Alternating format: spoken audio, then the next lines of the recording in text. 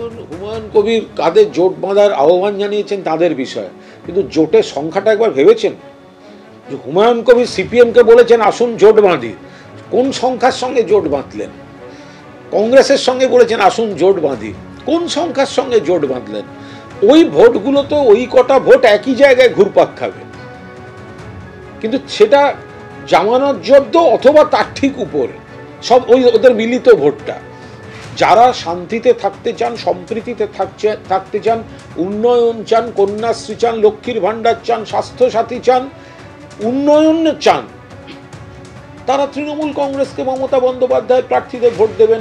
এর পরের যে কটি ভোট পড়ে থাকবে তারা কাদের মধ্যে ভাগ করে নেবেন সে তাদের ব্যাপার। মিমের সঙ্গে জোট বেঁধে দল তৈরির ঘোষণা হুমায়ুন কবিরের। আসাদউদ্দিন ওয়াইসির সঙ্গে কথা হয়েছে, দাবি ভরতপুরের বিধায়কের। হুমায়ুন কবিরের দাবি মানতে নারাজ মিমের সর্বভারতীয় মুখপাত্র। যারা একতার বিরুদ্ধে কাজ করেন তাদের সঙ্গে যোগাযোগ রাখেন না ওয়েসি। হুমায়ুন কবিরের সঙ্গে যোগাযোগ করেছেন বলে মনে হয় না। হুমায়ুনের দাবি উড়িয়ে পাল্টা দাবি মিমের সর্বভারতীয় মুখপাত্র ওয়াসিম ওয়াকারের। হুমায়ুন কবির কি দাবি করেছেন শোনাবো।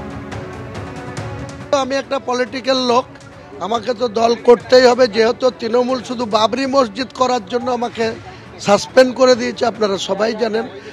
কাজেই আমি আগামী 22 তারিখে আমার নতুন দল ওপেন হচ্ছে এবং সেই দল ওপেন হওয়ার পর আমি খুব শীঘ্রই দলের রাজ্য সম্মেলন করব এই মুর্শিদাবাদে। কোন দলে যোগ দিচ্ছে? নতুন দল, কোন দলে যোগ দেওয়ার প্রশ্নই নাই। আমার নামে আমি দলের ওয়েস্ট বেঙ্গলের চেয়ারম্যান। সেই ওয়েস্ট বেঙ্গল ব্যাপী যে দল হবে 294টা সিটের মধ্যে 135টা সিটে আমি লড়াই করব। বাকি আমার সঙ্গে মিমের আসাদুল্লাহ ওয়াইসি সাহেবের সঙ্গে আমার জোট করব, গঠবন্ধন করব। আমি তার সঙ্গে কথা বলেছি, তিনি আমার সঙ্গে হায়দ্রাবাদে আমাকে আহ্বান করেছে। আমি সময় পেলেই হায়দ্রাবাদে যাব, 1 to 1 ওর সাথে বসবো এবং ওনাকেও আমি আমার দল গঠন হয়ে যাওয়ার পর আমার যে কর্মী সম্মেলন হবে, আমার যে রাজ্য সম্মেলন হবে এই মুর্শিদাবাদে, সেদিন ওয়াইসি সাহেবকে ইনভাইট করব গঠবন্ধন দলের। অর্থাৎ ওয়াইসি সাহেবের সঙ্গে আপনি বলছেন কালকে রাতে কথা হয়েছে? বললাম তো আপনাকে, কথা না হলে আপনাকে এমনি বলছি। ওয়াইসি সাহেব উদ্গীব হয়ে আছে হুমায়ুন কবিরের সঙ্গে 1 to 1 বসার জন্য। মিম তো ফাইনাল, এর সঙ্গে যদি আইএসএফও আসে আমি ওয়েলকাম জানাবো।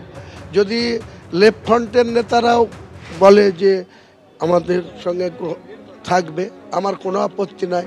এখানকার কংগ্রেসও যদি বলে থাকবো, আমার আপত্তি নাই। আমি সবাইকে নিয়ে আমার 1 পয়েন্ট টার্গেট, বিজেপিকে বাংলায় ক্ষমতায় আসতে না দেওয়া আর এই আরএসএস মার্কা মুখ্যমন্ত্রীকেও ক্ষমতাচ্যুত করা।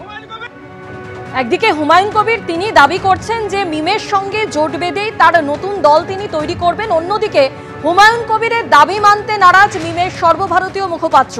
যারা একতার বিরুদ্ধে কাজ করেন তাদের সঙ্গে যোগাযোগ রাখেন না ওয়েসি।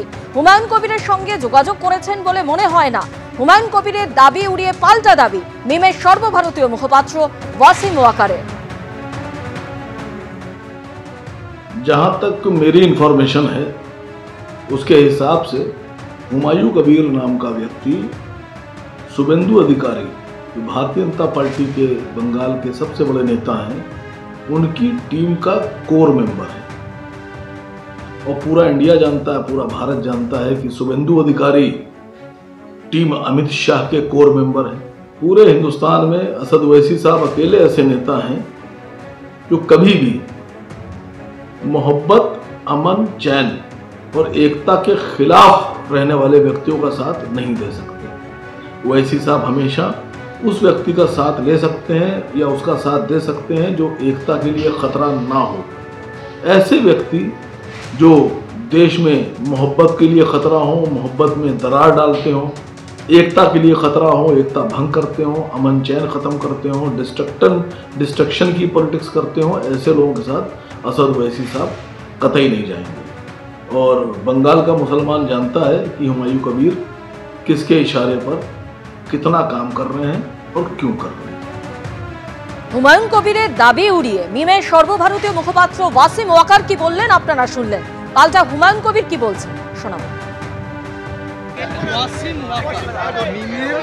ন্যাশনাল স্পোকসপারসন সে বলেছে যে আমি আসাদুদ্দিন ওয়েসিকে যতটা চিনি হুমায়ুন কবিরের সাথে তিনি কোনো দিনই যেতে পারেন না। ওয়াসিম ওয়াকার ন্যাশনাল স্পোকসপারসন মিমে। তাতে হুমায়ুন কবিরের কিছু যায় আসে না।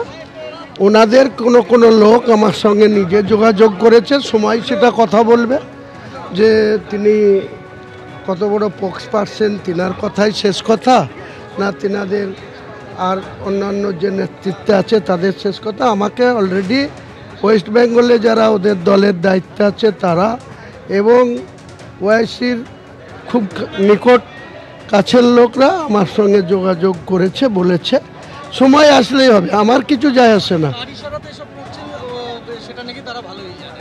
হ্যাঁ, দেখুন ওয়াইসিকে এও ভারতবর্ষের বিজেপির দালাল বলা হয়। হায়দ্রাবাদে আপনি খোঁজ নেবেন, অনেকেই বলে এখানে যে নওশাদ আইএসএফ তাকেও অনেক কথা বলা হয়। রাজনীতিতে পক্ষ বিপক্ষ থাকবে, সমালোচনা থাকবে, কে কার সঙ্গে থাকবে সেটা সময় কথা বলবে। উনি যদি বাংলায় রাজনীতি করতে আসেন তাহলে হুমায়ুন কবিরকে তার প্রয়োজন হবে, হুমায়ুন কবিরের তাকে প্রয়োজন নেই, এটুকু আপনাকে আমি বলে দিলাম। মিমের সর্বভারতীয় মুখপাত্র হুমায়ুন কবিরের সঙ্গে আসাদুদ্দিন ওয়েসি যোগাযোগের দাবি অস্বীকার করলেও বাবরি শিলান্যাস নিয়ে ভরতপুরের সাসপেন্ডেড তৃণমূল বিধায়কের প্রশংসায় উত্তরবঙ্গের মিম নেতা মতিউর রহমান। এটা উনি যে করেছেন এটা খুব অত্যন্ত ভালো কাজ করেছেন। যখন বাবরি মসজিদ আমাদের কাছ থেকে ছিনিয়ে নিয়েছিল, কাদের সময় ছিনিয়ে নিয়েছিল এবং কে ষড়যন্ত্র করে তার সাথ দিয়েছিল এবং বর্তমানে আমাদের সাথে কারা আমাদের আবেগকে নিয়ে খেলা করছে, এই জিনিসটা আগে বোঝা দরকার। আরে বাবরি মসজিদ করবে না হেলথ সেন্টার ওনার দায়িত্ব নাকি? রাজ্য সরকার কি করছে? একটা ভালো ইউনিভার্সিটি নাই, পূর্ণাঙ্গ ইউনিভার্সিটি নাই অত বড় একটা মুসলিম জেলাতে, কেন বঞ্চিত করে রাখা হয়েছে? মমতা ব্যানার্জি কেন এটা করে রেখেছেন? আমি বলতে পারি উনি যদি এই ট্র্যাডিশনটা চালিয়ে যান এবং বিজেপির বিরুদ্ধে যদি শক্ত হাতে উনি থাকতে পারেন, সমস্ত মুসলিমকে, পশ্চিমবঙ্গের সমস্ত মুসলিমকে পাশে পেয়ে যাবে। কয়েকটা দালাল এবং কয়েকটা চামচা এবং কয়েকটা গদ্দার বাদে সবাই তার সাথ দেবে ইনশাল্লাহ। এবং আমরাও লক্ষ লক্ষ শত শত মানুষ তার সাথে আছি, পাশে আছি। যেভাবে হোক এই যেটা উনি উদ্যোগ নিয়েছেন সেটাকে সফল করতে হবে, এই প্রতিজ্ঞায় প্রাণপণ নিতে হবে সকলকে। এবিপি আনন্দ, এগিয়ে থাকে, এগিয়ে রাখে।